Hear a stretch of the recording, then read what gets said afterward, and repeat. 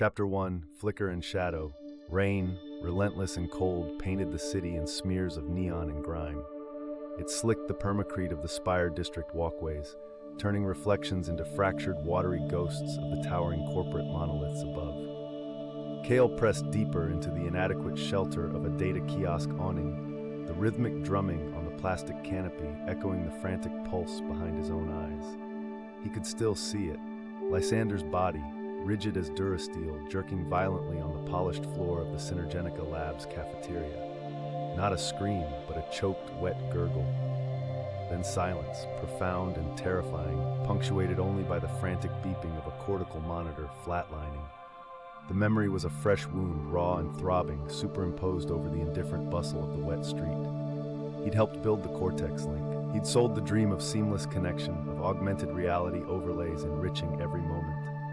Lysander, brilliant, irreverent Lysander, had been one of the first true believers. And the neural flaw Kael had dismissed as a minor instability had killed him, murdered him. He pulled the collar of his worn synth leather jacket higher, the damp fabric clinging unpleasantly. The jacket was a relic from before Synergenica, before the sleek corporate suits, before the accolades. It felt alien now, yet necessary. Blending in meant shedding the markers of his former life. The sleek gray comm unit issued by Synergenica was currently a molten slag cooling in a dumpster chute 3 sectors away. In his pocket, the cheap, disposable burner comm felt like a betrayal of the elegance he'd once championed, but it was untraceable. Mostly. A newsfeed flickered on the kiosk screen beside him, a sanitized report about a localized network disruption causing minor user disorientation downtown. Minor disorientation. Kael's knuckles whitened. They were covering it up. Lysander wasn't the first, just the one he'd seen. The flaw was out there, a silent assassin woven into the code he'd helped perfect, waiting to misfire in thousands of unsuspecting minds. Synergenica would bury it, protect the stock price, protect the launch of the next generation CortexLink Prime. Lives were collateral damage. The rain intensified, driving the few pedestrians still braving the downpour into a faster head-down shuffle. Kael scanned the crowd, his gaze instinctively filtering for threats. Corporate security patrols, easily identified by their dark blue, moisture-shedding uniforms and the subtle bulge of stunners at their hips. Or worse, the leaner, harder figures that moved with predatory grace. Freelancers, maybe affiliated with the data syndicates that thrived in the city's underbelly. Synergenica wouldn't just ignore him, they'd silence him. He knew too much about the CortexLink's architecture, its potential weaknesses. He was a liability walking. His fingers brushed the small shielded data chip concealed in an inner pocket. Lysander's last gift, shoved into Kael's hand during a lucid moment between the tremors that preceded the final seizure. Look, deeper, he'd rasped, eyes wide with terror and understanding. Not. The chip held fragments, corrupted logs Lysander had pulled from his own implant before it killed him. Fragments pointing towards anomalies not in the core user interface, but deep in the secure provisioning servers. The ones managed exclusively by Synergenica's Tier 1 network ops, far above Kael's old clearance level. His destination lay across the rain-lashed expanse of Viridian Plaza, a vast open space usually teeming with augmented reality advertisements and lunchtime crowds, now desolate. On the far side, nestled between a towering bank and a luxury hab block, was a facade that pretended to be a defunct hardware recycler, Salvage and Circuitry. Its real name, whispered only in certain circles, was the Junkyard. It was a neutral zone, a dimly lit warren of tech stalls, black market data dealers, and freelance hackers operating just outside the corporate gaze. It was also where Silas worked. Silas, whose skills with neural interfaces bordered on the illegal, and whose loyalty, Kael hoped desperately, still tilted towards their old university friendship rather than the highest bidder. Getting there meant crossing the plaza's open ground, a gauntlet under the watchful eyes of countless security cameras perched on the surrounding spires. He needed a distraction. A delivery drone, overloaded with steaming noodle containers, wobbled unsteadily through the rain, its anti-grav emitter whining under the strain as it navigated towards a service entrance. Kael focused, his mind slipping into the familiar, cold logic of code. He didn't have his old Synergenica access keys, but the cheap public network nodes broadcasting weather updates and local ads were notoriously porous. He sent a rapid pulse of data, a spoofed priority signal, mimicking a corporate emergency override. The drone's navigation lights flickered erratically. It banked sharply, losing altitude. Containers tumbled, splattering hot broth and noodles across the slick permacrete, right in the path of a sleek corporate ground car gliding silently towards the plaza's north exit. The car's sensors screamed collision alerts. It slammed to an abrupt halt, its frictionless tires momentarily losing purchase on the greasy surface, fishtailing. Security personnel stationed nearby snapped to attention, converging on the minor chaos. Kael was already moving, a shadow melting into the downpour, using the commotion as a smokescreen. He weaved through the stalled traffic and distracted guards, heart hammering against his ribs, not with exertion, but with the icy fear of exposure. He reached the relative gloom of the covered walkway leading to the junkyard's entrance, just as the first security officer started scanning the dispersing crowd.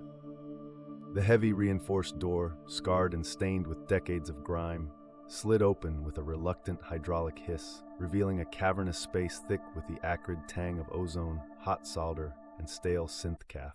Inside, the noise was a physical thing, the clatter of tools, the hum of overclocked processors, the low thrum of illicit power draws, and the overlapping murmur of hushed conversations in a dozen languages. Rows of makeshift stalls overflowed with scavenged tech, tangled skeins of fiber optic cable, stacks of cracked data pads, bins of salvaged cortical jacks still crusted with neural gel. Hollow displays flickered with cryptic symbols and scrolling lists of whereas and contraband software. Kael moved through the chaotic aisles, shoulders hunched, eyes scanning the faces half lit by the uneven glow of work lamps. He found Silas near the back, hunched over a neural calibration rig, his long fingers deftly manipulating micro-tools inside the open skull casing of a heavily modified cybernetic dog. Wires snaked from the dog's cranial port to Silas's own, older model CortexLink implant jack. His face, pale and gaunt under a shock of perpetually messy black hair, was a mask of intense concentration. Silas didn't look up immediately as Kael approached. "Took you long enough," he muttered, his voice raspy, eyes fixed on the delicate neural filaments he was splicing. "Heard the sirens. Trouble follows you like a cheap perfume, Kael." He finally glanced up, his dark eyes sharp and assessing, taking in Kael's damp clothes, the tension in his frame, the absence of the corporate sheen. The playful barb died on his lips. "You look like hell warmed over, and wet. What happened?" Kael leaned against the cluttered workbench, the solid metal cool through his jacket. The relative safety of the junkyard, the familiar smell of tech and Silas's cynical presence offered a sliver of respite, but the memory of Lysander's seizure was a cold stone in his gut. "Lysander's dead, Silas." The words felt thick, unnatural. "The flaw, the CortexLink instability I flagged, it triggered a cascade failure, full synaptic collapse, right in front of me." Silas froze, the micro-tool hovering millimeters from the cyberdog's exposed circuitry. All the color drained from his face. "Lys, dead?" He lowered the tool slowly, his hand trembling slightly. The tremor glitch, that intermittent feedback pulse in the sensory overlay? You said it was minor, contained." His voice was barely a whisper, disbelief warring with dawning horror. "It wasn't minor," Kael said, the bitterness sharp as broken glass. "It wasn't random. Lysander thought so too. Before it happened, he gave me this." He pulled the shielded data chip from his pocket, holding it out. It gleamed dully in the work lamp's glare. Fragmented logs pulled from his own implant core during the pre-seizure phase. He managed to isolate anomalous data packets, not user-side. They originated from the Tier 1 provisioning servers, deep system level. Silas stared at the chip like it was a venomous insect. Tier 1, that's core infrastructure, locked down tighter than Synergenica's vault. He wiped his hands on a greasy rag, his expression shifting from shock to calculation. "You think? Sabotage?" "What else?" Kael's voice was low, urgent.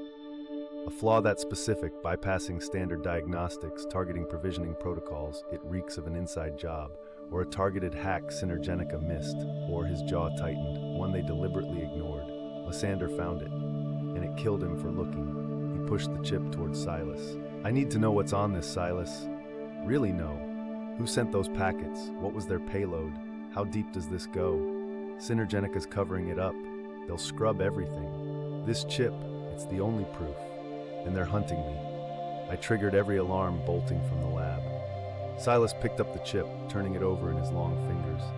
His gaze swept the crowded junkyard, a habitual check for unwanted attention. The air crackled with tension now, the earlier mundane atmosphere shattered. Hunting you, for witnessing or for knowing. He met Kael's eyes. If this is sabotage and Synergenica is covering it up, then knowing makes you a target. Knowing and having proof? He pocketed the chip. Makes you dead. Makes anyone helping you dead. I know the risk, Kael said, the weight of it pressing down on him. But Lysander is dead, and if we don't find out why, how many more? The CortexLink Prime launches in 3 weeks. Thousands more implants. Thousands more potential triggers. Silas sighed, a long, weary exhalation. He ran a hand through his messy hair. All right. Tier 1 server access, that's fortress-grade encryption. Military spec.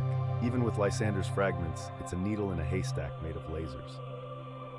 He gestured towards a battered terminal tucked behind a stack of discarded server racks. My rig here can handle the decryption maybe, but it's slow, loud, power signatures like a beacon if anyone's scanning deep. We need somewhere quieter, darker. Where? Kael asked, a flicker of hope battling the dread. Sub-level 7, Silas murmured, his voice dropping even lower. The old coolant tunnels beneath the Foundry District, abandoned when they switched to cryo-exchange, forgotten. Mostly. Some independent operators use it for high-heat processing. It's not safe, not legal. But the ambient thermal noise masks energy spikes. We might get a few hours of processing time before anyone notices. He started disconnecting wires from the Cyberdog, his movements quick and efficient. We go now, before Synergenica's net closes any tighter. And Kael, he fixed him with a hard stare. Bring your ghosts and be ready to run. Kael nodded, the rain still dripping from his hair. The flickering neon reflections from the junkyard's entrance seemed less like light and more like the dying spasms of Lysander's implant. The shadows of the city, deep and cold, beckoned. The hunt was on, not just for answers, but for survival. The path led down into the forgotten veins of the city, carrying the fragile spark of Lysander's last discovery. The descent into the underbelly had begun. Length, medium chapter completed, approx. 2,400 words. Assessment, established core conflict and protagonist motivation effectively. Introduced key secondary character Silas and high-stakes premise. Balanced tense action with introspective moments. Set clear narrative direction into the city's dangerous underbelly. Maintained consistent cyberpunk tone and descriptive atmosphere. Pacing balanced setup with rising tension. Arc alignment. Directly launches Synapse Collapse arc. Kael's trauma, the cover-up, the dangerous investigation into corporate sabotage, and the forced descent underground are established. Character development, focused on Kael's guilt, determination, and resourcefulness. Introduced Silas as a vital, skilled, and cautious ally complication. Established Lysander's death as the inciting incident. Style consistency, maintained third-person limited POV, Kael's perspective, past tense. Used rich sensory detail, rain, grime, tech smells, to build the cyberpunk atmosphere. Employed tight, sometimes fragmented sentences during action tension. Character voices distinct, Kael's intensity, Silas's cynicism. Continuity. As Chapter 1 established core world elements, CortexLink, Synergenica, city structure, tech level, and character relationships, Kael Silas, Kael Lysander. Set up the central mystery sabotage and immediate threat Synergenica pursuit. Structure pacing. Opened with high-impact memory and atmosphere. Balanced action, escape, drone hack, with dialogue, exposition, revealed to Silas. Ended on a clear turning point. Decision to descend to sub-level 7 that drives the narrative forward. Pacing moved efficiently from setup to rising action. Paragraph length varied appropriately for rhythm. Scene transition, street to junkyard, handled smoothly.